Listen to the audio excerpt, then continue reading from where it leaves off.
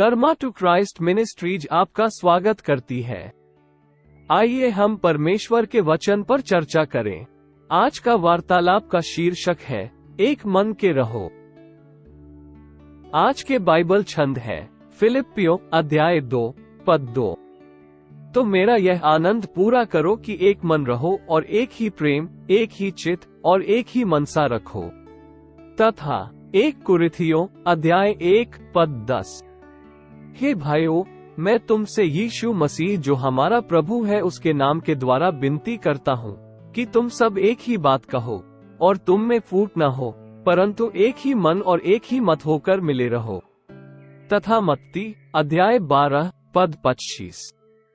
उसने उनके मन की बात जानकर उनसे कहा, जिस किसी राज्य में फूट होती है वो उजड़ जाता है, और कोई नगर या घराना जिसमें फूट होती है बना न रहेगा। एक मन होना और किसी अन्य के साथ एक समान लक्ष्य रखना हासिल करना सबसे कठिन चीजों में से एक है।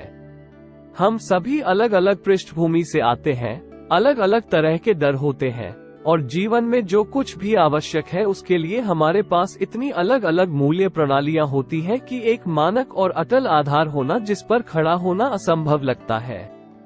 यही कारण है कि व्यावसायिक साझेदारी, शैक्षणिक लक्ष्य या यहाँ तक कि शादी जैसे दीर्घकालिक अनुबंध में शामिल होने से पहले इन चीजों पर विचार करना बहुत महत्वपूर्ण है। हालांकि हम एकजुट होकर उत्पाद करने और पापपूर्ण सुखों में लिप्त होने में विशेषज्ञ हैं। यही कारण है कि उनकी आज्ञाओं का पालन करने के लिए सहमति बनाने के लिए हमारे जीवन में ईश्वर के अलौकिक हस्तक्षेप की आवश्यकता होती है। ईश्वर से परामर्श किए बिना किसी के साथ भविष्य की योजना बनाना पूरी तरह से पागलपन है, क्योंकि केवल ईश्वर ही आपके जीवन में स्थिर रह सकता है। ईश्वर समय के साथ नहीं बदलता, वह थकता नहीं, वह हमारा साथ नहीं छोड़ता और उसके सभी वादे सच्चे होते हैं। कई युवा जोड़े केवल दिखावे और प्यार की भावनात्मक भावनाओं के आधार पर शादी करते हैं। मैं आपको गारंटी देता हूं कि इनमें से कोई भी अच्छी नींव नहीं है, क्योंकि वे समय के साथ हमारे शरीर की उम्र बढ़ने और हमारी प्राथमिकताओं में बदलाव के कारण बदलते हैं। प्रेम एक निर्णय होना चाहिए, भावना नहीं। यीशु हमसे प्यार करता है, चाहे हम उससे कितनी भी नफरत या अस्वीकार करें। यहाँ तक कि अजनबी भी चमत्कारिक रूप से एक मन के हो जाते हैं जब उनके पास एक साझा दुश्मन या कोई परिचित बोझ होता है। ये बाबेल की मीनार का मामला था, जहां परमेश्वर भी चिंतित थे कि अगर पूरी मानवता एकजुट रही तो उनके मन में बुरे विचार आ सकते हैं।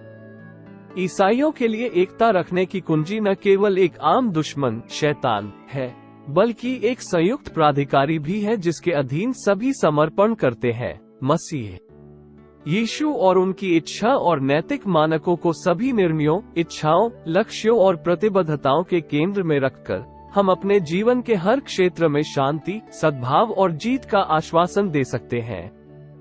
जब ईश्वर के अधीन कोई एकता नहीं है तो आप बाबेल की मीनार में रह रहे होंगे, जहां भले ही वे ईश्वर की अवहेलना करने के लिए एकजुट हुए हों, लेकिन अंततः वे एक दूसरे को नहीं समझ पाए और हर कोई अपने अपने तरीके से चला गया।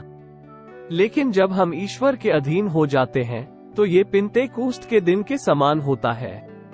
हर कोई पवित्र आत्मा की शक्ति के माध्यम से एक अलग भाषा में बात करता था जो उनके लिए अज्ञात थी, लेकिन सभी ने एकता में परमेश्वर की महिमा सुनी। मेरे दादाजी हमेशा कहा करते थे, एक को निर्णय लेने दो और दूसरे को उसका पालन करने दो। ये हमारे जीवन में ईश्वर का अलौकिक परिवर्तन लाता है। आइए प्रार्थना करते हैं। स्वर्गीय पिता, आप यहोवा एलोहे का, यहोवा तेरा परमेश्वर, यहोवा एलोहे, यहोवा मेरा परमेश्वर, एलोहीम जीवित परमेश्वर, और एल शादाई परमेश्वर सर्वशक्तिमान है। धन्यवाद पिता, एक ऐसे ईश्वर होने के लिए जो हमें आपके प्यार के तहत एकजुट करता है और हमें एक ही आत्मा से भर देता है। जब हम आज्ञाकारी बनने में असफल हो जाते हैं तो हमें न छोड़ने के लिए धन्यवाद। हमारे कलीसिया या परिवार में आपके अधिकार के तहत एकता में न रहने के लिए हमें क्षमा करें। एक दूसरे के प्रति मसीह के प्रेम में एकजुट होने की कोशिश न करने के लिए हमें क्षमा करें। आज हमें अन्य भाइयों और बहनों के साथ एक होने की रणनीति, दिल और दिमाग दें।